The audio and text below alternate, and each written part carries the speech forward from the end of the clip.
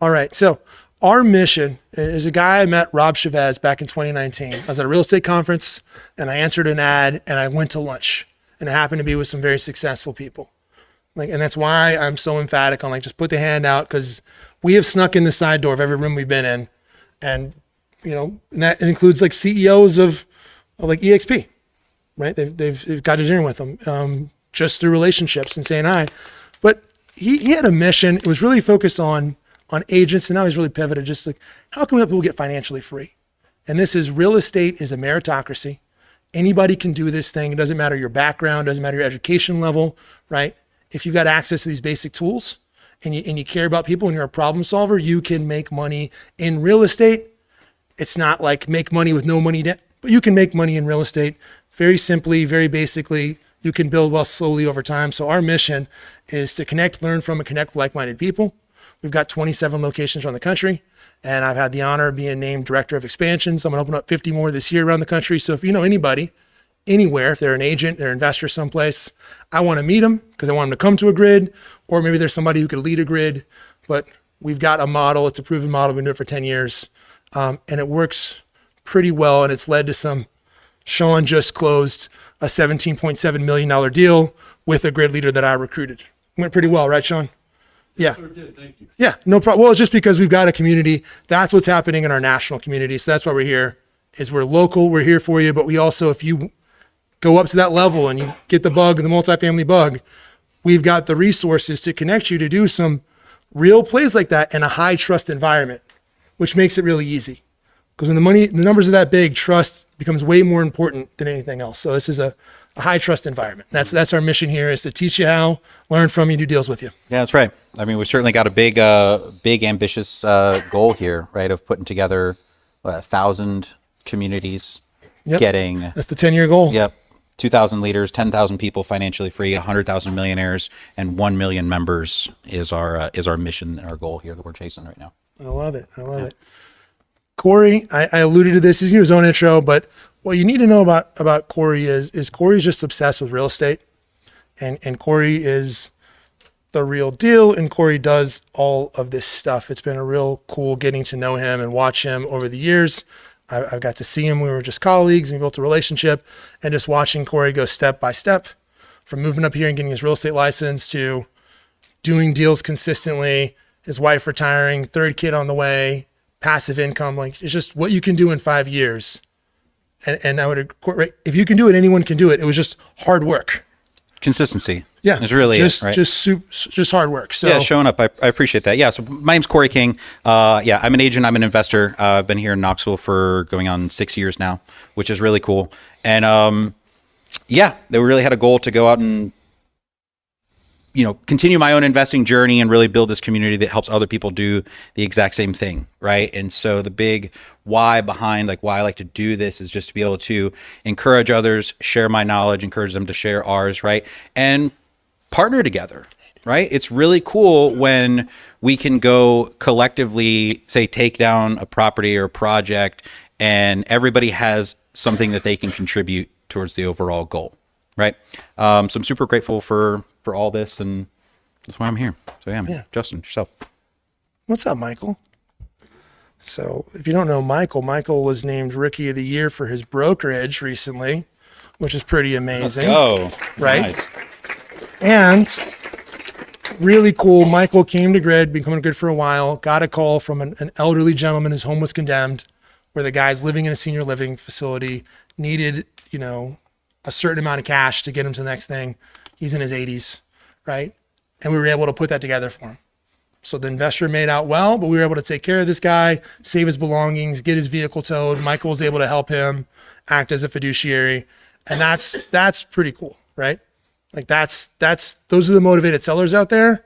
And we can meet those people, right? Before, we buy houses gets to them, right? It's just, how do you find those folks and how do you provide solutions for them and then find a win-win? So my name is Justin Myers. I have been in the real estate industry since 2005 when I started as a mortgage broker. I've got a passion for events and for networking. I must be up to, 70 something events. Oh yeah. Put together a couple conferences. I did 40 something one time, which was too many. then I cut back. And so I am just passionate about connection. Just connecting people, right? That's my mission. I'm really motivated by impact, and I got really impatient. I did not want to wait to be wealthy, so I did it all backwards and try to get all the impact, and then I'm on my own financial journey of building the wealth afterwards. It's a little backwards, but it's been a fun ride. And so if you need somebody nationally, there is a good chance that I know them sincerely. Like I have a weird, huge national network of agents and investors all around the country because I went and traveled to all those events in person. So if you know someone going somewhere, I'd love to make an intro for you. So they have at least a friend there, maybe a good agent, maybe just a resource like, Zach Dunright Holloway. I might know someone there who can help them with a practical problem. But I think that's it. That's why we're here. So let's get started, man. That's awesome, for sure.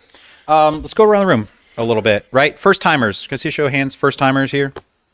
Love it. Amazing. That's awesome. That's really cool to hear. Welcome, everybody. Thanks for coming out. On that note, we're going to be talking about approach lending today, or just private money lending. So show of hands, who's used approach lending before, in the room? Love it. Boom, boom, boom, boom. Cool. Love it. Awesome. Very cool. Glad to see that. That's amazing. We're going to continue to build this out. Yeah, myself included. Yes. On there, right? That's awesome. So super glad to have everybody. Can I see some of the hands up again really quick? First timers here. I'd like to just do a little quick intro. Yeah. Noah, who are you? What do you do? All right. Who are you looking to get connected here's with? how this works, right? Hey, I'm Noah. I am a really great guy, and I'm looking to meet somebody cool who does this thing. Hey guys, I'm Noah. What I do is I interview direct salespeople and business owners. So I'm really looking for a lot of stories here. So people that got a lot of impact. I love it. So yeah. So Noah wants to meet everybody, and this is free publicity. We call this unearned media, right? President Trump was a master of this, getting free publicity. You want this, right? This is building your tribe. Who else? Who's another first timer here? I'm Dale. I'm just trying to get into the community. It's a community I've been really excited to learn for years. And my goal out of this is learn how to do the ins and outs, the basics of investing and property management and selling. So it's a little bit about me. We love it, Dale. Glad you're here. I saw someone over here who's, all right, back in the back here. Michael. Hey guys, Michael, got my lucky suspenders on today. I am an active buyer, looking for cash buyers and private money. And this mic's delicious. But yeah, we purchased 4 properties this month. I'm stationed out in Asheville, North Carolina, but yeah, in Knoxville and Tri-Cities area. So would love to meet you guys. Come on over and say hey. I love it. Who's got a deal? Who's got a deal they're sitting on that Michael might be interested in? Who's on my team? Raise your hands. Okay, all these guys have deals because we have deals. So 100%. Yes. Excellent. I love it. We'll talk to you afterwards. And two more. Tiana, you want to go, or I'm putting you on the spot? You got it. All right. You got it. This is our MVP, our official grid ambassador, Lydia Cap. Stand up, Lydia. If you don't know Lydia invites more people than I do to this thing. I love it. You should know Lydia. She is incredible. She's a college student. She already had a career. She's a successful agent already. It's been a real pleasure just getting to become friends with her. And so Lydia invited Tiana. Hi, I'm Tiana, and Lydia was advertising on Instagram, and I took the offer. My neighbor's actually friends with her family. But anyways, I'm working on my real estate license, and I'm hoping to just get all the knowledge and direction. So that's why I'm here. Do you notice we have an unusual amount of realtors here, right? For an investor thing? That's because if you are a realtor, you're the one exception to Biggie's 10 crack commandments. Sure. You should be sampling your own product, right? You should be buying real estate. You should be participating in real estate deals. All right, guys? That's why these realtors are here. I love seeing young realtors here. It's fantastic. All right, Corey, ready to go? Yeah. little legalese to get through. You want to do the short version? Short version. Let's hit it, right? So basically, we just look to be in compliance. We're not here to be like experts on too much of anything. Again, like I said, I'm not here to be a guru to pontificate on high. I just know what I know, right? So trust but verify. Please don't sue me, bro. It's really, Yeah. that's all I can look out of that, right? So let's dive into this a little bit, right? Let's talk about, so you found a deal. It's time to go ahead and source this out. Let's talk about a couple of sources of funding. All right. Hey, who in here is actively looking for capital for a deal? Has something they do, but they don't know how to get the money. Sean is, we is, Jake is, Greg. What's your name back there? Nathan back there. Wyatt, did you raise your hand? Wyatt. Okay, cool. And what's your name, man? And Cindy. Okay, good. So we got people that are actively looking for deals. We're gonna run through these and we're gonna stop for questions. If we haven't hit a solution for it, throw out a question. So we don't want to skip past it. Cool. Corey, you ready to get going? Yeah, absolutely. Right. I love it. So first one obviously is going to be cash, right? Easiest, cheapest, but even if you got 100% of the cash, does it really make sense to tie up all of your own money when you can easily just go borrow somebody else's on this? You got things like home equity, right? HELOCs, big famous. That's a huge boom right now. I just saw an article yesterday where there's been a massive surge in people going into and opening up HELOCs because they'd certainly rather go ahead and tap into their equity that they've already built over the last couple of years rather than sacrifice their interest rate that they have. So we're seeing a big jump in that. Stocks, other investments, good options, but certainly might require for you to sell, refinance, change up some of your strategy in there. So an option might be for you, might not. And then your IRA, right? These can either be self-directed IRAs if you have, which is certainly a topic we get to go deep on at another one of these meetups. But there are products out there where you can borrow money out of that. You might pay a penalty or, again, disclaimer here, limited knowledge to a degree, but I know you can take loans against your IRA portfolios or 401k portfolios as well. Again, a little risky getting into that, but a couple of options to kind of dive into there. All right. Can I do for the dummies version real fast? A couple of things if you're new. I'm going to break down and bear with me because we're all new once. And I remember being a 23-year-old mortgage broker who had never had a payment for anything in my life and had no idea what any of this stuff meant. I didn't know what a HELOC was. I never had a car payment, right? So a HELOC is a home equity line of credit.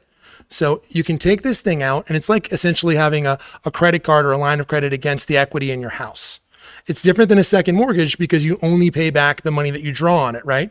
So you may have $100,000 in equity on your house and you're able to get a home equity line of credit for $40,000 that you could use for improvements or you could use for projects, right?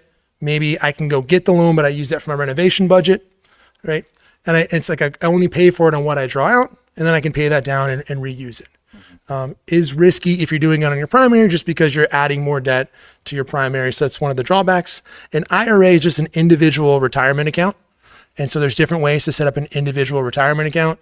It could be something like, where you're investing in other investments, stocks, bonds, etc. Or if you have like a self-directed one, self-directed means you get to choose how that money is invested. And so Greg, our buddy Stephen Grindle, he got started. We did a deal together where he came in and he funded the renovations. He wrote checks out of his self-directed IRA and we just agreed, like he was like a contractor. And at the end he got paid a fee for his services for coordinating that thing. So that's kind of how practically you might do that.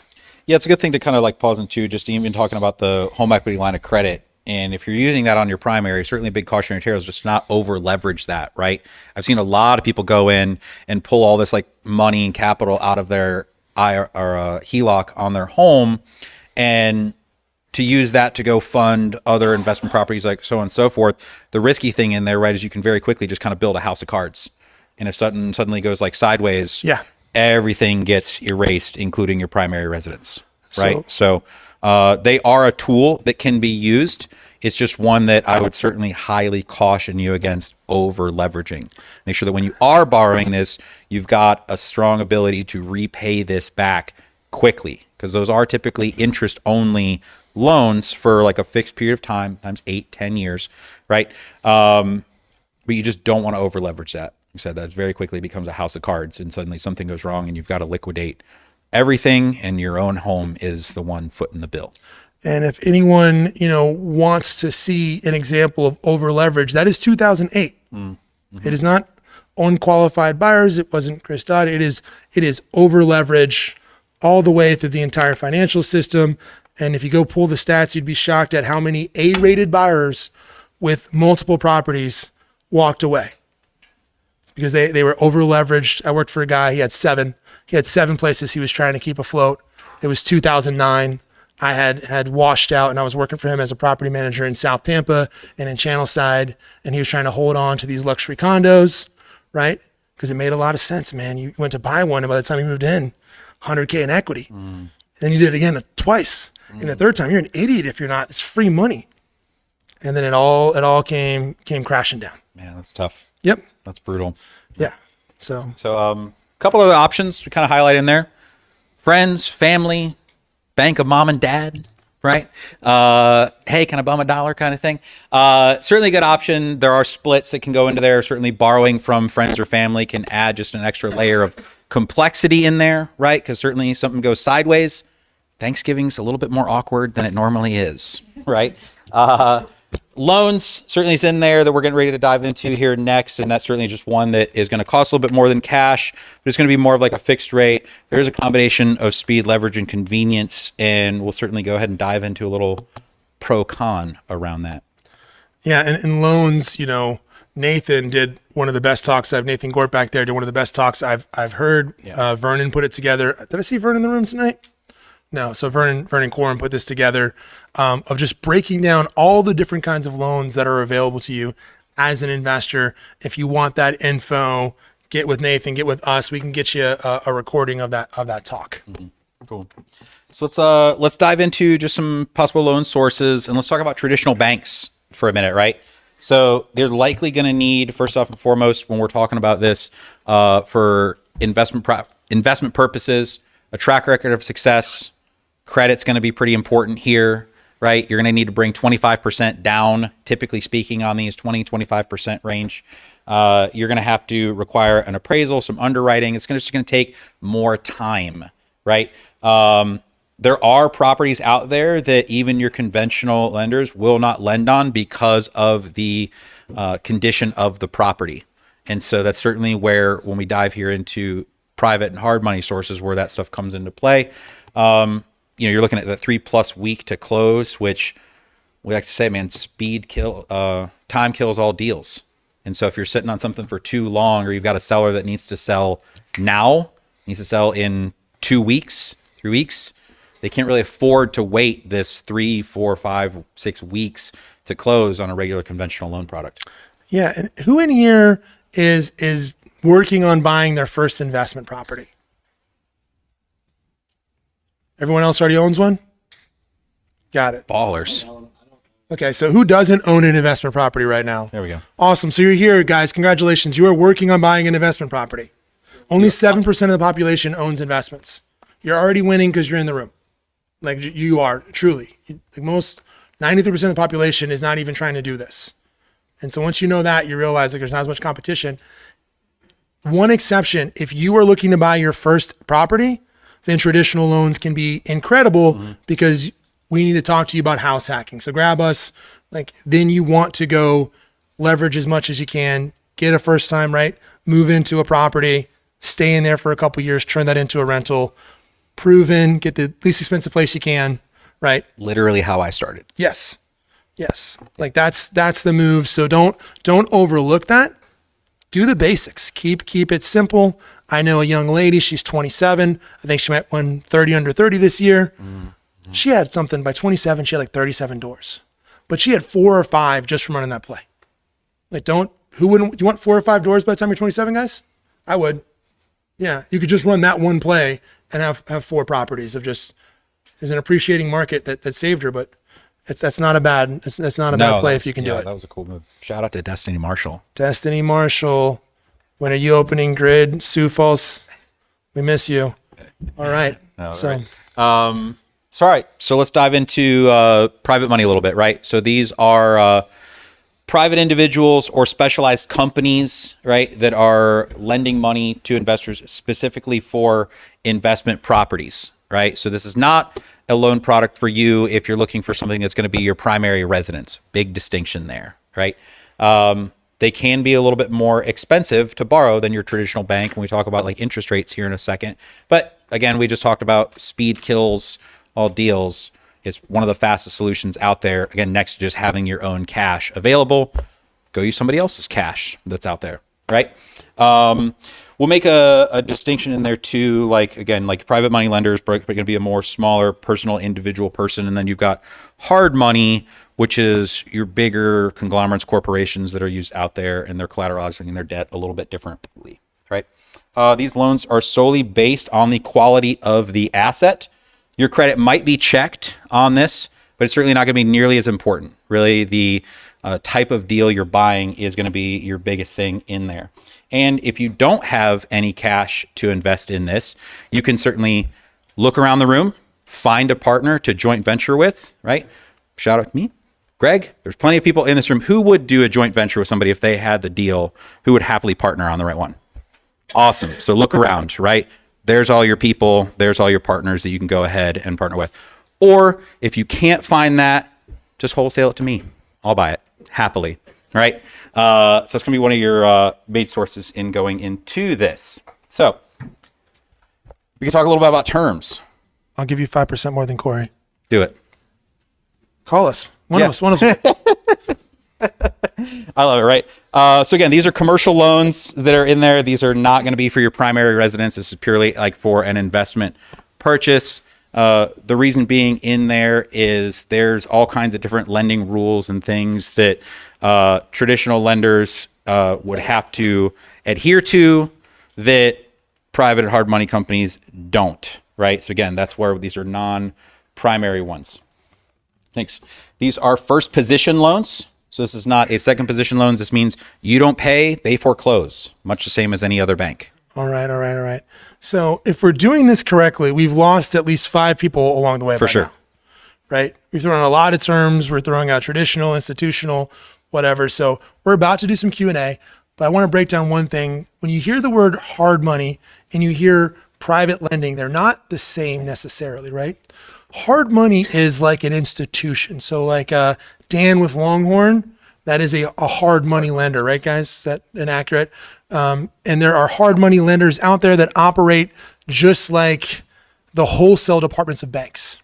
So to give you some background on what's happening here is when you go to Bank of America, for example, you can walk in and get a loan from Bank of America. You sit down, you talk to whomever, they call the call center.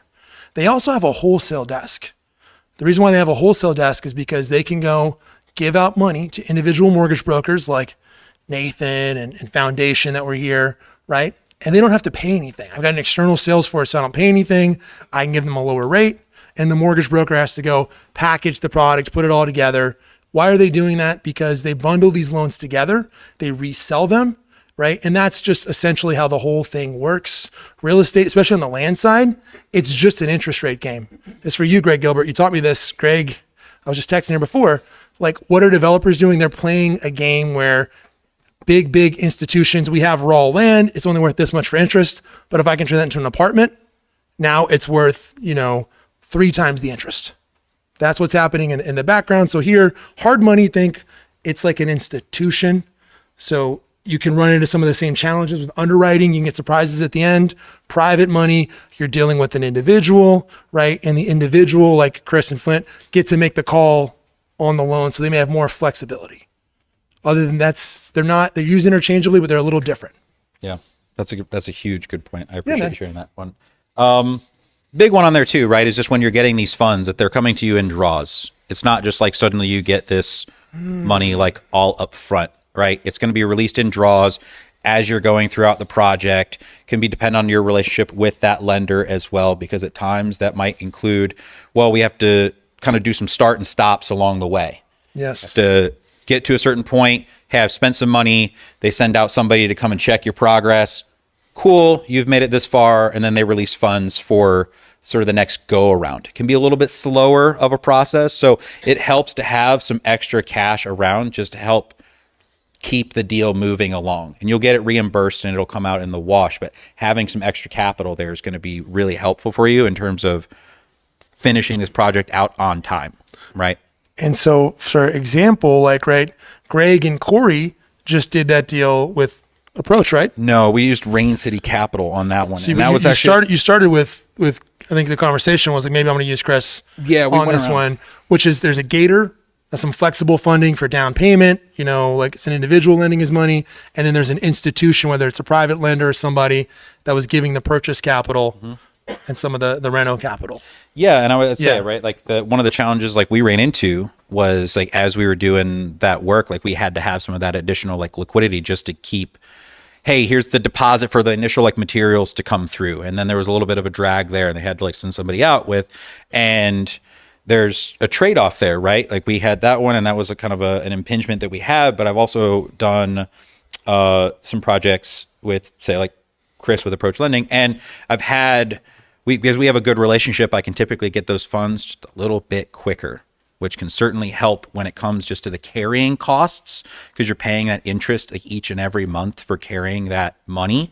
And so there's a trade-off there, like one has to do. Like it's not always about rate or things like that. It's What month are we going to do new construction, Corey? Is that October? October, I believe. Okay, so in October, we're going to go how to make money with new construction. And just understand, if you think you're not interested in new construction, you are, because what that's going to be is a masterclass on project management, right? So just know when you're running project management, the key to making money in new construction is how quickly can you get the cash, how quickly can you get it done.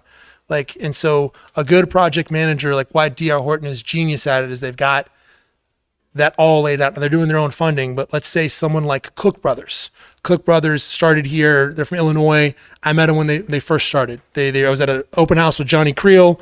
We were spinning signs at a sign spinning company, and we were doing a radio show with a guy, David Posey, here in town. He's on an auction. I used to produce his radio show for him. I will do anything to make a buck, guys. So if you got a proposal, I will do it. I've tried it. If we can make money, I'm willing to give it a shot. So, but he came in, they started doing this with his two brothers, and that's the key. If you want a spec build or something, it's like, how quickly do I move and how do I handle the money part? Because I can get jammed up. And that's where relationships happen. That's where it does help to be, we've got multiple lenders. We all know people. Working with someone that you know, shop around, but I would use someone that I know every time if I can get terms that are anywhere near comparable, because it's going to hedge that factor, and something always goes wrong on every single real estate transaction. The real estate gods always have to get there. They have to get their blood sacrificed somewhere. Every single time. Every single time. When we're on the real estate side, that looks like, oh my God, Shay was married before, and now there's a social popping out there. There's another Shay, Shay Miller was her maiden name, and maybe the whole deal's going to fall apart because she's got bankruptcies and whatever, and we have to go. There's always something where it's like, oh my God, the deal's going to fall apart, and then it's not. No, make it happen. We Yeah. save it. Yes. Cool. For sure. Yep. All right. Cool. So some additional terms that can come into play here, right? Again, your credit's not nearly as important. There's going to be some points that can be prepaid on this. Justin, what are points? Ooh, so points are just a generic term. When you hear a point, it's just a cost, and it's used in some different ways. It can be used like if you're a lender, like an origination, or it can be used on the back end. Basically, it's just 1% of the deal amount is a point, and you may have to pay a point. It's just a way for the lender. They can make money with points, or they can make money on your rate. So you should have an honest conversation, because depending on it, you may want to pay the points and have the lower rate. Or, they may just have to do this. That's a way for them to hedge the risk. So on this private money, they're charging you points up front because that's some skin in the game for them, where they got money right up front. So when this thing goes sideways and you keep the money for 4 extra months, well, I've already hedged in. It's also a way for them to like cover their underwriting costs and et cetera, right? Like they're running a business. Sure. Yeah. And I would kind of add on to that, like my historic renovation that I did, right? That famously I thought would be 50 grand in like 4 months, that turned out to be 11 months and like 120 grand. I very quickly burned through a lot of my cash, right? As you can imagine, and kind of started to run out of time. I mean, I literally just ran out of time. Like the note came due, and using a private money lender, I was able to at least go back with them, talk it through, have an honest conversation, say, hey, I'm putting this thing together. I've got the capital, but like I'm self-funding the remaining like $60,000 had to just like happen through there. And in order to extend the rate, I just paid a few extra points. And we just had a conversation about it. And hey man, I know you're looking to get this money back. It was $180,000 he was waiting to get back from me. So you can imagine like the lump in my throat of like, shit, dude, I owe this guy like 180 grand and this house is nowhere near close to finished, right? But I had to go back and just have a conversation about it. And so it was either Go back and watch we covered every facet of this. You can watch it all on YouTube. I mean, it was an interesting one. But when it came to that, though, I just had an honest conversation, said, hey, man, like, here's where I'm at. And he's like, okay, cool. Like, we can do 2 points now, or we can pay 3 points on the backside. And remember, I had no cash. I was like self-funding this. So I just took the 3 points on the backside. So I paid some points on the front end. I had to pay a little bit of points on the backside of it to be able to extend the loan, because I needed to go from April was when it was due till like October was really what I needed. So I needed an additional 6 months on it when I think I was already 9 months into it at that point. And thankfully it didn't take me all the way till October, right? But it's kind of another little story just around points and why it helps to have a good relationship with a private money lender, because you can have an honest conversation. Like, they want you to win, right? They don't want to come back and like foreclose on this. It's not some kind of like predatory practice. there are not buy here, pay here real estate lenders. That model just doesn't work, because you can just lose too much, right? You know, people totally destroy assets, burn the house down. Like, it's not a game you play. It's not like you're going to get the jalopy back and you're only out, you already made your money back with what you charged on the front end. Like, that's the risk. That's why, they want to give you money when it's 800, because that's really attractive when they resell it. That's why those institutions want you. It's why ORNL has great products. They want your money, right? These are riskier loans, so the risk is going to be associated with it. It's also where partnership can be really effective, right? Hey, Corey hasn't been divorced, right? Corey has not, ever had a car repossessed, right? So like, Corey's got great credit. He's a great partner to have, like, partner up with people. I'm an open book. I'm an open book. I've done that making good money. I'll say too, like, a good thing with like having a good relationship with a private money lender, like somebody like Chris, like Flynt, is they're not going to let you buy a bad deal. Like, I brought plenty of properties and deals like to them, and we've like underwritten it together, and they're like, Corey, like, this could work. This would make us money, but you're not going to make any money on this, right? And I can really appreciate that, because like having somebody else that's like watching your back, where they don't want you to fall flat on your face. They want you to make money. We all believe in kind of win-win opportunities in this community. Sure. And so I'm grateful to have like those kind of relationships there, where they're going to make sure that you're not buying something that's going to go sideways, and you're going to make money on the back end of it. Anybody heard the phrase, pigs get fat, hogs get slaughtered? Right? We're pigs. We want to eat. We want to keep eating. You don't want to be greedy. Hogs get popped in when the market downturns.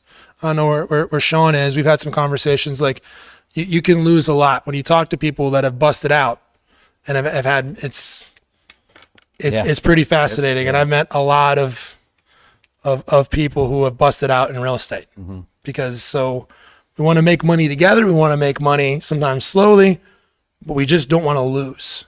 If we can hedge losing, then we're doing fantastic. I think it's time for some questions. Yeah. So we're heading that way. Really, I would say to kind of put a pin on this, or put a bow on it, right? With the right structured loan, the return on your cash is certainly significantly higher when you're going out to borrow somebody else's through this mix. And certainly you won't need to borrow like as much at the end of the day, which keeps more profit in your pocket. And if you do need a partner to bring cash and credit, it's certainly easier to find somebody with 50 grand than it is to find 500 grand. Right. So. Yeah, absolutely. Who's bought a deal as part of a partnership before? Right. As part of a partnership. Yeah. I love that. I see Jeremy's hand raised back there. Lance, Corey and I did, the first one together. Oh yeah. Ashland. Yeah. We did Ashland together. It was fun. Yeah. Totally renovated this place, set a comp in there, did a real beautiful house over there in Ashland. Yeah. That was cool. I love East Knoxville. So who's got some questions? Who's got some questions? We're gonna take some questions, and then we're gonna bring Flynt and Chris up here with Approach, and they are gonna we're gonna have a little interview. We're gonna talk about private money. You can ask them any questions, but who's got a question on anything that we covered so far? Yes, Jay Patel. What's your question? When you do find a partner to do the deal with, to bring in the money, how do you structure the deal as far as split? Awesome. So the question is, when I find a partner that's bringing the money for the deal, how do I structure? So you're asking about a joint venture, not like a private money situation where they're actually giving me a loan. There's a mortgage, there's a note. We're talking about a part. Hey, me and you are going to do a deal. I bring the cash. You've got the deal. How do we structure that? Corey, so what are some different ways you could structure a joint venture? What's kind of normal? Let's just say we just found a fix and flip. Awesome. And Corey's got the money, but Jay has the deal. Yeah, sure. I mean, certainly there's always an opportunity for the one bringing the deal. I like to say, like, who controls the deal? If you control the deal, you control a lot of it at the end of the day, because you're the one like bringing the opportunity to the table in the first place, whether it's on market or off market. Like, I've got it, and now we get to kind of decide like where this is going to go and how this is going to work out. Certainly, that's going to depend on just your relationship with that person, that partner, right?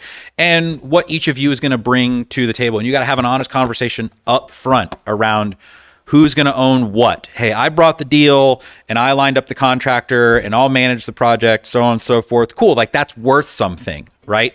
And the other person might just be bringing the capital to it.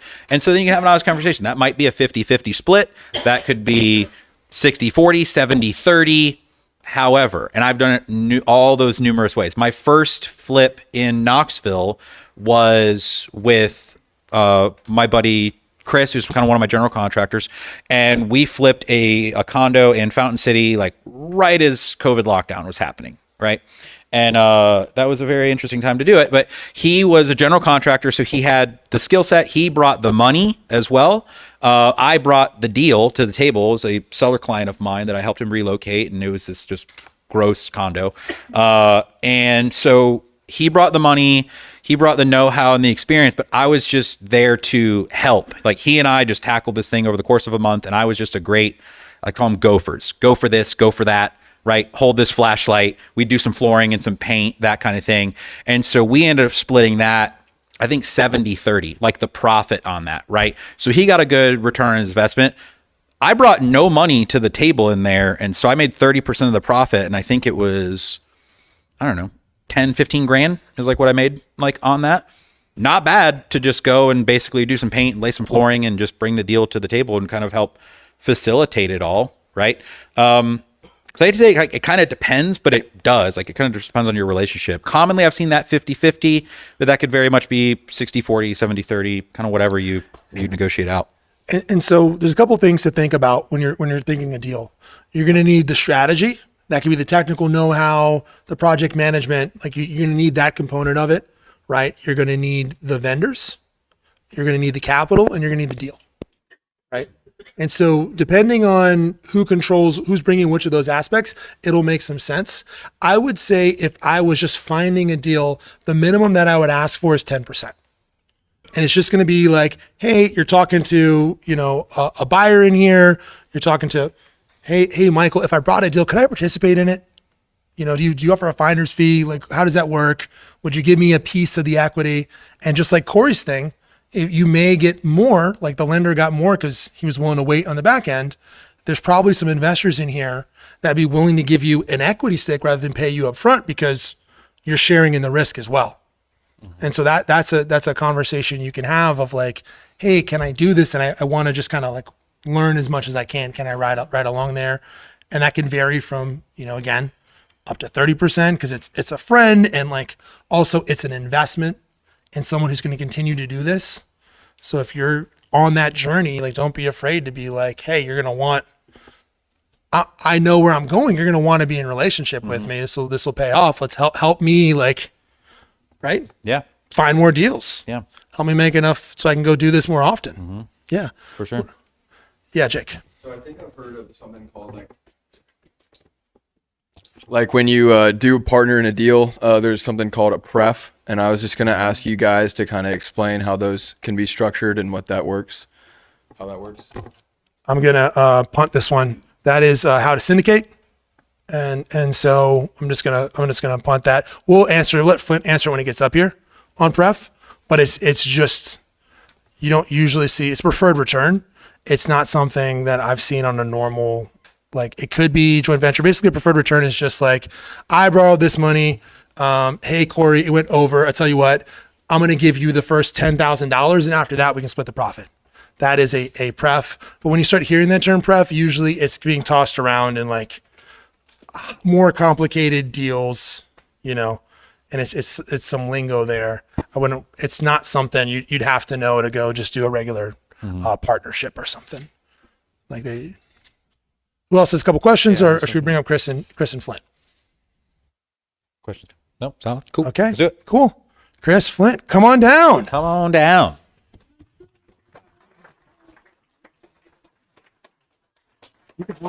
I'll let them pass through and then I'll down. Actually, I'll take this one.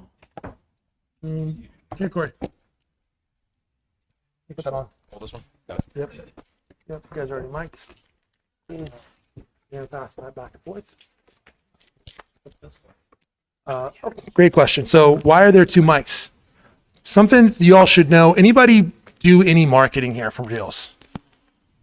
No. No one does any marketing for deals. Cool. More deals for us. Awesome. Does anybody want deals? Would anyone like to make money investing in real estate? Say yes. Yes. Fantastic. So somehow you have to tell people in your world that you're looking for deals. And it just turns out you are in an era where you have a free platform. You can go on TikTok. You can go on anything. Our buddy Ethan went on TikTok as a home inspector and like 60,000 people following him. The most important thing, if you're doing any video or anything online, is the audio. It's more important than the video. You can get by with a crappy camera phone, right? But if you just have, if you don't have good audio, and that's why I'm so big on the mic. It's because we're recording this thing. There's a product there. I want them to see you. I want them to hear you answering the question so I can make a clip. So you have like, there's you asking like an investing related question. That is advertising for you as an investor. Does that make sense? Right? Jay was sitting too far back, but if you're up here, I would have been like, hey, get on the mic. And then, you share that clip and there's you, and people just subconsciously associate you with investing. And the reason I know that is true is because you're all in this room listening to me talk on a mic. And I know how we just kind of finessed our way with a cell phone camera in like our office to here. It's just that simple. So that's why there's two mics. That one is going, Dalton's recording that live. And then we have the PA just so everyone can hear us, because Nathan can't really, everyone thinks they can talk loud enough in a room like this. They can't. There's always someone in the back that they're like, I don't need a mic. You need a mic. Every time someone needs a mic. So that's what we're doing. So great question. Chris Davis, approach lending, very curious. Flynt Griffin. All right, guys. We're brothers. You're brothers. We are. Fantastic. Same mother? Different father. That's right. So you're half brothers, step brothers. I got a half brother as my brother. My stepmom adopted me. Just fun fact, guys. That's awesome. That'll be at the end of the year trivia. So just save that one for a fabulous prize. So we've got Chris Davis and Flynt here. And why are they here? Because they're private lenders. I got to meet Chris actually on a weird flip over by Wild Love Bakehouse. You were working with Kristen. She left. And you were there with a contractor. And we were looking at this one, and it didn't make a lot of sense. It was back when you were being a flipper before you decided you don't want to flip houses. I don't remember this. Yeah, but I remember this. It was a weird house with like a chimney in the middle. It didn't go well. This is why you stopped. Oh, no, yeah. That's back when you could sell properties in North Knoxville, fully remodeled. I sold it for $165,000 or something like that. Yeah. That'd be like a $350,000 house today. Yeah, exactly. It was Hindsight, like 2019. So I've gotten to see Chris just roll into being a private lender, and it's really been interesting. It's been fun to watch you. You're very good at it. So real fast, just some background. How did you and Flynt get into this? And you can just pass the mic. You can talk and let Flynt talk. Yeah, Flynt, take it whenever. Flynt has been in this a lot longer than I am. He has a much more diverse lending and investing background. He's really the brains of our operation. My background was starting as a flipper in 17. I was never really a good flipper, but I did a lot of things, and I started by partnering with contractors. I brought the money, they did the work, and I'm more than happy to share here or later with you kind of the pros and cons of that, and things that can go wrong, things that can go right. It can be a good strategy. And then got into lending kind of organically, had a little cash that I'd saved up. Someone needed some money. No idea what I was doing. Did some lending. It worked out. And then about 2 years ago, we just passed our 2-year anniversary being open officially, lending to the public as Approach Lending. It just kind of worked out. Went to our family office who provides our capital. Said, I have this idea. And they were like, we don't really trust you at all with this idea, so you can do a little bit. And then over time, I've built some of it up. Now, my brother, I'm going to turn it over to him. He's actually been running our family office for a long time now, and they do all sorts of stuff. So, Flinto, why don't you introduce yourself? And Flint, real fast, is it fair to say when we talk about the bank of mom and dad that a family office is like the official bank of mom and dad? It's a family office, right? It's the family's. It is a family money. office. Yeah. It is. Yes.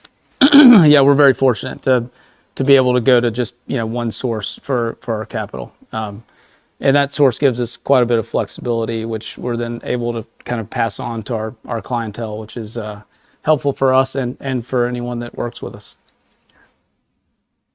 Is that good? Yeah. So how did you get into it, Flint? Flint, how did you get started? Flint, how did you get started in this? What was your background? So I think the first year I was in law school, had a little bit of money, and someone came to me, needed money. And in hindsight, I should never have lent it to him, but I did, and it worked. Kind of fell in love with the process. And then I won't bore you with all the details of kind of how my career evolved, but after law school, I went into commercial real estate, worked for a large company in Miami, Florida, which is where I had been in school. It was 2005. Very good time to be in real estate. Really couldn't go wrong, particularly in South Florida. No. And then, of course, all things changed by 2008. And in 2008, I kind of transitioned from being on the operations and development side with the company I was with. I went to work with a correspondent lender. I'd studied finance in undergrad, really liked it, never really got an opportunity to do that part of the business. And went to work for a correspondent lender that, fortunately for me, What's a correspondent lender? I apologize. Correspondent No, it's okay. lender is just think someone that's a glorified broker. So they maybe a little bit more knowledge than your average mortgage broker, but they essentially go to various forms. It could be a bank, it could be a life insurance company who also lends money on commercial real estate, commercial mortgage-backed securities. I can go down a whole rabbit hole. Can I give here. the dummies version? Sure. Because I was just like on the floor working. Another reason why this went so crazy is you did not have to have a license to be a mortgage broker. Just like you don't have to have a license to sell new construction, you could work underneath the branch. So I worked for Apex Mortgage. I worked for Apex Mortgage to AA. So they're the first in the phone book. And they had, that lender had gone and formed a bunch of relationships with banks. And so they were a correspondent and you could work underneath their license. It was the wild, wild west. I worked for the Gambino Mortgage Company, true story. And there was only 6 of us that had a license out of 200 people. They all got indicted up in Nassau County later. They were embezzling the title funds and double fun. securing. Yeah, that was real interesting introduction to real estate. So Were you in Florida? I was in Tampa. Yeah, well, there you go. I was third hardest hit market. It was even worse than Miami. Tampa was wild. It was Phoenix, Las Vegas, and then Tampa. Yeah, I remember well. Fortunately for me, the company I went to work for had a lot of relationships with what are called bridge lenders. Just think short-term lenders, right? People that are there to lend you money to kind of get out of trouble or take advantage of someone else's trouble, frankly. And that was really all that was happening in the lending markets at the time. Traditional financing, think banks and other types of traditional financing sources had dried up. And so the only people that were really lending money were folks in New York that were, quasi-predatory lenders, but they were lending and we were financing essentially the buying and selling of notes. And so I don't know how much detail I should go in there, but I'll skip that. Story. I can put a tag on it right here. If you want to understand this, like honestly, I recommend Michael Lewis. You can read The Big Short. I've got a copy of Liar's Poker with me. It's Solomon Brothers. A lot of this starts there. You go there, you read some Matt Taibbi, you watch the movie. and you can get a good holistic understanding of kind of what was happening at the time. And and I think The Big Short does a really great job of explaining mortgage-backed securities. And it's something you really should learn, because you're going to have the same conversation over and over again about how this is a bubble and how it's going to pop. And it just, if you don't know how different it is, you're really not going to, you're going to miss opportunities. And so that is what's happening. If you knew or you weren't paying attention, we're all talking about 2008 when everything fell apart. Yeah, give them 1 in 4 Americans I'll shorten were this. underwater. So- Give them a short story on like what you did at the office. I think that's Sure. kind of So, So Chris, just that's asked, really give when them I a fell short in- story of what like a day at the office was like back then on the financial side when I was you were talking about buying and family selling office. notes. family office, sure. So, the Clayton family office, they really do two things. They invest in the stock market and invest in really developers. And we do that by either providing capital in the form of equity, or we'll make loans to them. And so those are generally very large loans. It could be a $50 million loan. It might be a $5 million loan. Then we also provide equity. So think you need money to buy a house. A piece of it might be done by a bank or by approach lending, and then you would need some of your own capital. The family office might provide that capital, not necessarily for fix and flips, but for larger projects. And so that's really kind of what my day-to-day looks like as far as the family office goes. But most of my time now is really spent growing approach. We're looking at going into other states in the Southeast and really scaling up our business. I will just add this is the last thing. There are a lot of good lessons to be learned. If you really are interested in real estate, it's a really good thing to go back and look what happened in 2008. It's unlikely we'll see that the circumstances that led to that repeat themselves because of all the regulation that's in place now. But it's good to remind yourselves that things are not always great in real estate, and they've been very good for a long period of time. And I'm not trying to tell anyone that things are going to be bad soon. I do not believe they will at all, actually. But it's good to keep that in the back of your head, when you're in this business. And I'm going to ask just a couple questions here. Does anyone know that Zillow lost $880 million trying to run a fix and flip program nationally? Is that news to anyone? Go Google that. $880 million. They tried to tweak their algorithm. Think like when Netflix ran that contest, and they ran this. In Phoenix, they lost money on 90% of the homes that they sold. So just Google that. It's just stuff you should know. These are billion-dollar industries.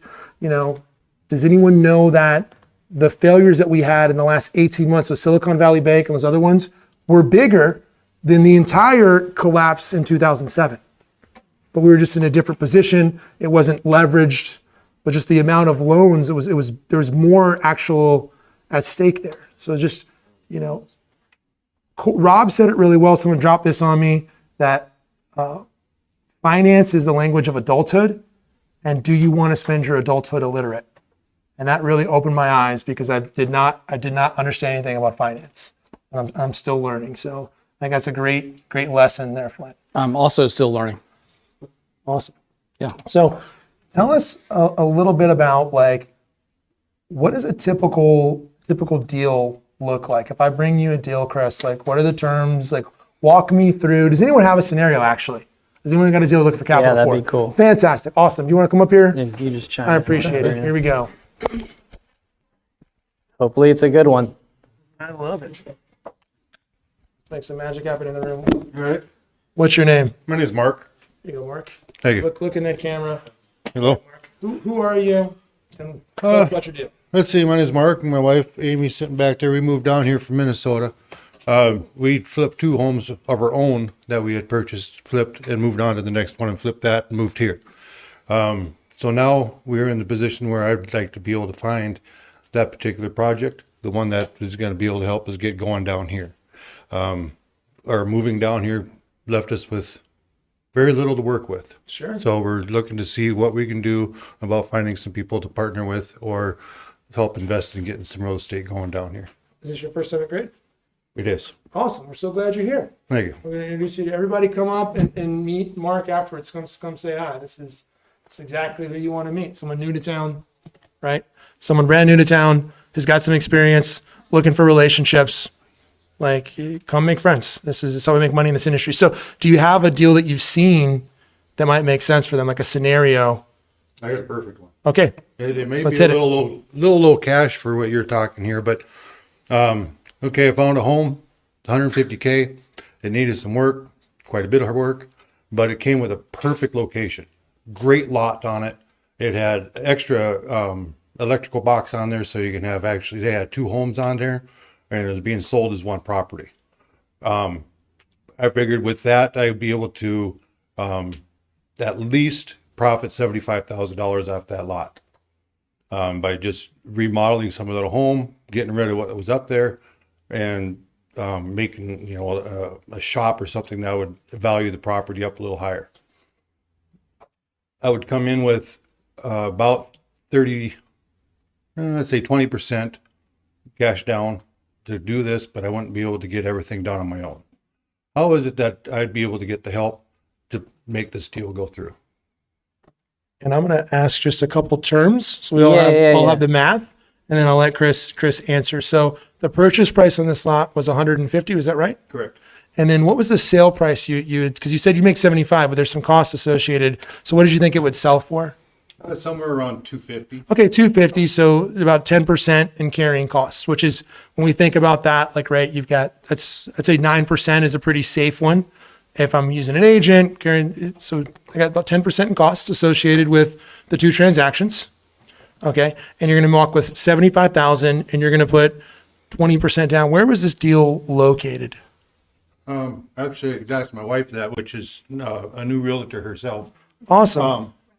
Okay, in Rutledge, which is important because that might be an area that we're looking to do there. And then had you seen some other sales for 250 in the area? Had you seen some? Awesome. So we got some comps that we could look at that we could send to Chris and to Flynt to underwrite it. Cool. Here, I'm going to hand this over, guys. Well, you can just share that. So Flynt and I are kind of a hybrid of a private money and a hard money lender, in the sense that hard money generally has more rules, but they have a lot of capital, and private money has more flexibility, but maybe not have as much capital. This is a classic example of the flexibility, because you said 2 things that are kind of disqualifiers for most lenders right off the bat. The first big one, and interrupt me at any point, is 2 houses on 1 property. That's like a no-fly zone right off the bat for most people. I've kind of made my living doing this kind of stuff. Just when you are small, right, you can do stuff other people can't. You can spend more time learning about the person more. So we've done a lot like that. So we can do it. And then the second thing is it's a rural property, right? Rutledge, yes. Which again, most lenders just won't touch anything that has certain populations. So like Harriman's and Rockwoods, and where are we doing right now? Sweetwater. Will you do Philadelphia and Sweetwater? Yeah, we've done it. Now, If you have not been down to Sweetwater. Sweetwater, go visit Sweetwater. It's got a beautiful downtown. It is a hidden gem. Will we do it? Yeah, we're going to take less risks. So generally speaking, like in Knoxville, it's pretty simple math. And Flynt and I have built the whole business on being a really simple calculation for our clients, and they know exactly what it's going to cost them and how much they have to bring down. So we generally do 70% of the after repair value. In his example, we do 60% of the after repair value because it's in a rural area. So if you have a deal in your head right now, get the ARV in your head and I'll kind of walk you through and you can kind of see what we'd lend. But in your deal, it's a $250,000 ARV, correct? Correct. Is anyone not following what I'm saying? We're starting with a $250,000 ARV. We're going to do 60% of that, which is 250,000 times by 0.6. $150,000 would be Flynt and I's kind of max potential loan for both purchase and construction. So the next question I might ask Mark if we were on the phone is, well, how much is your remodel budget? Any idea? Just ballpark it. Well, that was the ballpark, and I believe I came out with about 65,000. So what we would do is take that 150,000 and we subtract the 65,000, and we'd probably go back to you and say, Mark, I think we can probably do an $85,000 loan for purchase, and you'd have $65,000 in a construction holdback, which is less money for purchase than you want. Like, I know that right off the bat. You wanted to put 20% down, which that's $120,000 loan is really what you're looking for. But yeah, so we kind of like to tell people worst case scenario on the front end because we'd rather surprise you with like a higher loan amount, except for DL, who's in the room tonight, who I had to do a lower loan amount today for them. But yeah, so in that example, we would be 85 for purchase. And now we're going to go vet the property and we're going to look at it and make sure all of this makes sense. But I'd tell you, like, this is what you should expect. So you're going to have to bring $65,000 cash down, which is a lot. But, you know, we're one of the few people that would do that. Do you have anything to add to that?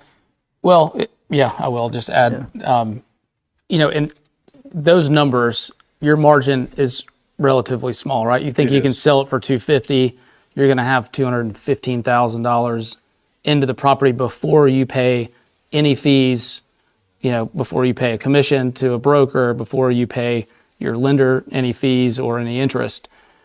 You know, I don't have to tell anyone in this room that's done a fix and flip. You're, you know, to us, the lender, and to you, you know, you really have two risks. You've got the market risk, meaning, is the house going to sell for what you think it's going to sell when you finish? And then you have, did I accurately forecast what it's going to cost me to rehab this property? That's really the risk involved in your business, boiled down to its most simplistic form. When you have that small of a margin, it's, you know, you need to, I would say, be careful. And that's one of the things that I think Chris and I talk about. We obviously want to be careful, but we do try, because we see this stuff all the time, we try to help, you know, a borrower if they come to us with a situation like that, and we try to point that out, make sure that they're aware of it. Because, you know, as you said earlier, it only works for you if you sell it for what you think and it costs you what you think it will. And it only works for us if we get paid back, right? And so, you know, it's a mutually dependent relationship, and we want it to work for you. And so we try to go through that with our, you know, our clients up front. Now, if I can talk some scenarios of what you could do with a deal like that. That could make sense to run the same play you've run before, where you move into it as a primary. Right. And you get equity built in, and you're buying with equity in this market, you're winning, right? And so you could do this. Maybe it makes sense for someone that wants to buy and hold, and is going to allow me to participate in that deal for bringing it to them. Maybe, you know, I could do the renovations for them, and I could get some active income there, cranking. Where hey, can we bake in a fee? I'll go run the project, and then, you know, you start working together. That's something that could make sense for one of like the bigger buy and hold investors in the room, where they're like, yeah, sure. You know, I'll go buy a property if I'm going to hold it and have 15% equity in it. They might not want to go to Rutledge, but that could make sense for somebody. Like, the margins make sense because I'm buying it long-term. We're doing great. So I want to ask the room real fast. Thank you. Did I answer your question, Mark? Yes. Hey, give a big hand to Mark. Thank you. If you're interested in that deal, go talk to Mark, right? He might have control over it, participate in it, right? All those other tactics that we talk about. So we wanted to be done by 7:30 to network. I also know this is really valuable. We actually have experts up here, not just Corey and I. And so I'm going to let the room decide who wants us to wrap it up quick so we can network, and who'd like us to ask one more round of questions. Who wants to network right now? And who wants to ask a question? Go for 10 more minutes. Is that cool with everybody? Wrap up. Okay, cool. Is that cool with you guys? Not a minute more. Not a minute more. Is that good, Corey? Fantastic. We just want to be respectful of your time. We've gotten some feedback. We want to make sure letting everyone network. So, come on up. Let's hear your question. I think this works pretty well. Right here. What's up, Peter, who are you, for the folks at home watching? We're streaming on YouTube, by the way. So we're testing this out there. So Peter, who are you, and what do you do? Okay. My name is Peter Curtis. I work at New Porch with my buddy Lance over there. And we do fix and flips, and we're potentially interested in doing some developments as well. But Chris is awesome. We've worked with Chris, and we plan on doing some more fix and flips here in the near future. We just closed another one on Monday. But one of the questions I had, because you told me a while back that you had family who was really familiar with developments. And I'm like putting two and two together. I'm like, Lance, I think this is the guy. So I don't know if it is, or if this is even working. He's the guy. It's working. Yes. Just hold it right there. No, I understand. But one of the questions I have is, we do a lot of marketing, and we do come across properties, and we do have a contractor who could help us. We just talked to them today. We've never done the funding for that before. Is that something you can also do? I'm sorry, can you be a little bit more specific? Sure. What's so the so project type? if let's say we found 16 acres in Knoxville and we're able to negotiate a deal, and we had a contractor who could do it, who's done things like this before, do you guys have products like that? We do. So, for instance, right now we are doing 2 lot development projects where we're providing the funding. One of which it's kind of a hybrid. We're providing it in the form of a loan, but we're also taking some of the profit as well if it works out. Knock on wood. Do you have a project? Well, you don't have to answer this, but I was talking to Greg today. And he was telling me they're working on. They've used it in the past. Yeah. So Greg Gilbert's a developer. I know he's been in the room before. Great guy. I've known him for. I mean, the 15 answer years. is yes. We can we can do it, and we do it, and we are doing it. No, Yeah. I like that idea. When you get to commercial with us, there's much less of a product that I can sit here and be like, this is what it looks like, and it's much more of a conversation, which is why I pass it off to him, because they take a lot longer, and I just want him to deal with all that. Well, yeah. I'm sure that I'm not the only person thinking this, but so I just want to make sure I'm clear. So let's say we came in and we were able to lock something up. You guys would be able to take an equity stake and help us through the process, because we haven't done it yet, but we have some good contacts, and obviously you guys know what you're doing. So Yeah, I certainly, what Chris would tell you, I probably spend too much time, talking to people. I would tell you that we do it very selectively. And I would tell you that if you don't have experience doing it, make sure you have a partner that does. That's very important. Yep. Okay. So That was one of my biggest questions. would it be helpful, Peter, if we bring a developer in when we talk about new construction? Yeah. Okay. Yes. Because we really, awesome. much so. So what Peter's asking about is development, right? And so what is development really fast here?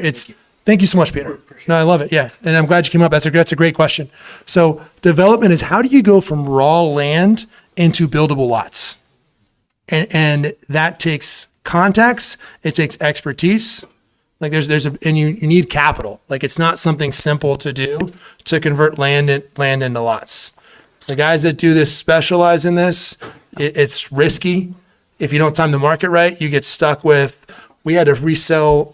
There's a guy here locally. He bought a subdivision out in Murphy, North Carolina. So he bought a subdivision out of foreclosure in Murphy, North Carolina, and they were going to do a land sale. So they went with, I think Southland would have been Southland. They spent $200,000 advertising a land sale. The way you do a land sale is you get everybody in the room at the same time. You get them all excited about it. You sell the dream.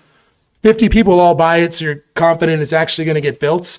And then we have enough money and we go build the golf club and grade the whole thing. Well, the sequester happened. So the sequester was, remember when we had a debt cliff? Like there was the debt ceiling mattered for, 2 months. And there was we talked about the budget for one election cycle. So the government shut down. It killed that thing. We tried doing a land sale every other way, doing it online. Did not work. There's no other way to do it. You need a call center and mass mailing. And that guy had to hold that project for 7 years. And they just broke even here. I was still working with Jamie. This was one that Jamie was working on, Corey, in 2020 by building new cabins. So they just built and sold their way out of it. But that's the flip side of if things turn, you're stuck with raw land. Yeah. We've provided capital for 8 of those land sale deals to a local company called Lakewood Capital, who's very, very good. There are a couple of groups here in Knoxville that are pretty large that do a lot of stuff in Texas and in the Southeast. Just think they buy either failed communities like he just described, or they'll buy raw land and develop it. This is what I would say about land development. It is very risky. There's kind of 2 layers of risk. First is, can you actually go through all the governmental processes that are necessary to get the approval to even develop what you want to? That takes a lot of time. It takes a lot of capital to do that. And then secondly, can you sell it once you've actually built it? So, and then the last thing I'll say about that, when the music stops, and it always does, it's a cycle, right? We all know that. When it does stop, the last thing you want to be holding is raw land. It's not good. If you want to see a cool visual for this, Boston Herald has something called The Big Picture. It's a photo essay, incredible journal. In the wake of 2007, they had one, and it was Southwest Florida, and it was just these aerial views of all these abandoned subdivisions.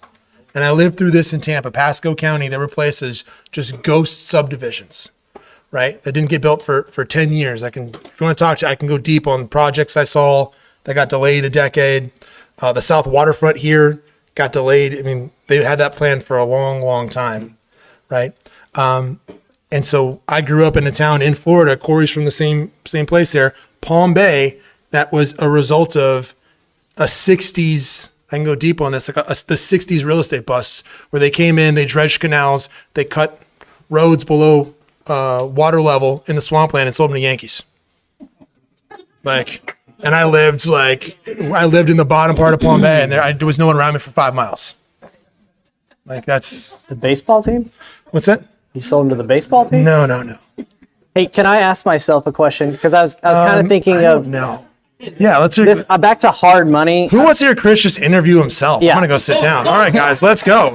All right, but you gotta do it Jeopardy style. You gotta do it in the form of a question. So my fiance is in the back, and I've officiated a few weddings, and I legitimately asked her if I could officiate my own wedding. I think I'd kill it, man. All right. So I was thinking about one piece of advice I could tell you if you're looking into hard money lenders. Make sure lenders are incredible marketers. They will do whatever it takes to get you in the door, pay the fee so they get you in and move in with them. Ask them about their fees. Ask them about all of the fees they have from start to finish, because there's companies out there that'll say they're 10% and 1 point, but you get to the settlement statement and you realize that they're a lot more than that, or their loan terms were short and their extension fees are big. And look, we have our fees too. We're not going to hide from the fact that a hard money lender charges expensive rates. That's what we do. But if you've never used hard money before, be very certain that you get a term sheet from them outlining all of the fees that they're going to have from start to finish, because they can kill you with that. And what you may think you got cheaper or better, and in the end you didn't. And maybe even worse than that, you got something where you could be in a lot of trouble with a very unflexible lender. That's kind of a sales pitch for us, but we have fees as well, and we'll be honest about them. I would never want to be the first client of a lender no one's used in town. Yeah. I'm going to ask you a question, Chris. Can I ask you a question? Yes. Yeah. Briefly describe a situation where we have run into an issue with a client. They've gone over budget, or there's been a problem. I think this is one of the things that's really great about our company. What do we do in that situation? You didn't even warn me about this question. I'm dealing with one right now, and I really, really like the person, and so I've put my time and soul into this, and it would have been in foreclosure for sure with another lender. We're on our third extension, and we don't give money unless work is completed. You send us a video, we get you the money the next day, but it's got to be done. And in this case, I talked with Flynt, and I was like, I want to self-fund her construction money up front. I'm going to take the risk with that, so she could actually get the project done, because she was out of money and she didn't have any way to keep it going, and we could have foreclosed. But I was like, well, why don't we just try this? Let's extend some trust. And it's been a ton of micromanaging, and I wouldn't want to do it all the time, but that's one example where, we were able to. Knoxville is a small town. We don't want to be a lender who takes properties back. We want a good reputation. And so this was an example where I'm really glad she used us. She's probably not glad she's doing this deal, because she's not making money probably, maybe not. But at least she had someone local who she could, talk with, and it wasn't just some bank running a numbers checklist that was going to call it on her. I have an observation. I'd like to see if you think it's true. One of the things I think that is interesting about Knoxville is you have some people that do a little of everything. I know agents that do a little commercial, they do some residential, and it sounds like we're a big enough market where you do everything. Maybe you're doing development deals and you're doing commercial deals, but you're also doing small $150,000 deals. And is that fairly unique? I think we're kind of uniquely positioned to be like a scruffy little city where you can use the same person for this whole spectrum of deals. Yeah, definitely. Yeah. I'll just quickly, I think to your point, we are certainly a company that you can grow with. So we will do very small balance loans. Much as a matter of fact, we're one of the, I think maybe the only person that will, will make a $40,000 loan on purchase. Most of the lenders won't touch that. But we can also do very large loans. And so that is certainly, I think, a selling point for us is that, we do have the capital and the ability to do one deal with you or lots of deals with you. And I have one last question. I know one of the advantages to going to something like your traditional bank or ORNL, because Nathan's always talking about they have some amazing products. If you want a house hack, like take a look at them, take a look at TVA, is they have a separate internal underwriting where they're looking at your banking relationship. Do you have something similar where, hey, if I come to you on that first deal and now it's our third deal, now I've got a little different underwriting guidelines because I built a track record? Yes is the answer. Okay. That's pretty new, but we just kind of fleshed out our first loyalty program with a really repeat borrower. Yeah. If you can get bank financing, go get bank financing. You mentioned bank financing. It's cheaper if you can do it. I always recommend people do it. Most likely, if you're fix and flipping, you just won't be able to get bank financing. Yep. And not part of the equation, but going back to my story, like if you're new in real estate, I can still remember how horrified and terrified I was in 2017 to do my first deal and how daunting the whole thing felt. You can do it. And the only thing it's going to take is hard work. And anyone who tells you real estate is passive, they're lying to you. There's nothing passive about anything in real estate at all.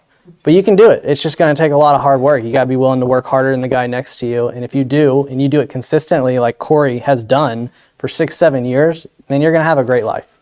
And the most important thing, the reason why these guys are up here is not to say, hey, you've got to use approach lending. If you were here last year, actually, we had another hard money lender in town, and Chris was zooming in. He's great too. Yeah, Steve Levine. It's that we can go deep. What we wanted to show you was the arc, because if you're investing successfully, this is an exit strategy. You get to the place where now I'm investing in other people, I'm investing my capital in other projects, and then I can really start growing because, right, it's just purely investing. Yeah. Or I invest in notes, we do owner financing. We're going to talk about that with creative real estate strategies. Go back and watch that video. But those are all ways where you do get to a more passive. And here it wouldn't be passive. It might be like, hey, I go into partnership with Chris and I am a silent partner funding someone like Chris. There's nothing passive being in our business. No. It's less passive than anything in real estate I've ever done. Ask my fiance back there. But you could get into something, or like Sean did, where he's a key principal on a syndication deal. You just have some options where you start leveraging your capital and your net worth to participate in other deals where you're not directly involved. You're underwriting those deals now. You're not out chasing them. I think, Chris, you made some great points. The only thing one bit of advice, generally speaking, in the fix and flip business, and this is true in a lot of things, but certainly in fix and flip, your money is made when you buy the property. Say that one again, please. Your money Look right is in made, the camera and just sure. Your money is made when you buy the property. And what I mean by that is make sure that you really think about all the costs that are going to go into it, right? So I'll just give you a perfect example. One thing that a lot of people we hear about that they don't even think about is, okay, they think about it's going to cost me this much to borrow the money. It's going to cost me this much to fix it. I'm going to have to pay a commission to a broker. They don't think about the fact that they're going to have to pay taxes on that profit, right? So just when you go into the deal, spend an inordinate amount of time thinking about all of the costs that are going to be involved, because that's really where the deal is made or broken, frankly, is up front. Was anyone here when Tillman Dunbar came and talked about how to syndicate? I see some hands here. Do you remember how many deals that he underwrote before he bought one? No, underwrote. He underwrote 50 deals. He looked at 50 deals before and underwrote them before he bought one deal. But this guy, right, has dozens of doors already in like 2 years. Like it just there's no shortcuts to this stuff. I love it. Is there anything else that you wanna say? Chris and Flynt are going to be here. They're going to be hanging around. You can catch them over there. Yeah, I'm sure we won't be able to talk to everyone. Our phone numbers are always open. Call us, ask us about anything. I don't even care if you're using us for lending. again, Knoxville's a small town, so we mean this when we say it. We'll be honest with you, and we'll point you in a better direction if we actually think there is. We got plenty of business as it is, so if we think you can get something better, we will. And we have a lot of experience we'd love to share with you. So, And who in here, just raise a hand, is available to share their experience? So would say, hey, here's my experience flipping a house. Here's my experience working with a lender. Here's what I learned going in that neighborhood. Look around. If you are here and you're not taking advantage of it, like, please, like, ask other folks for help.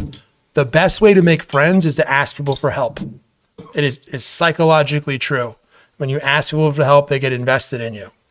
And they take an interest in you, and now it's exciting to see their growth. So I want to thank Chris Davis, thank you Flynt Griffin, thanks Approach Lending. They are a great source of support here for us at Grid. They're one of the reasons why we're able to put on such a high quality production. All of these sponsors. So we thank you literally guys so pay much. him to say all those nice things. Yes, they do. They do. Yeah, it's mutual self-interest. So we appreciate you guys. Thanks so much for coming out here today. Thanks for having us.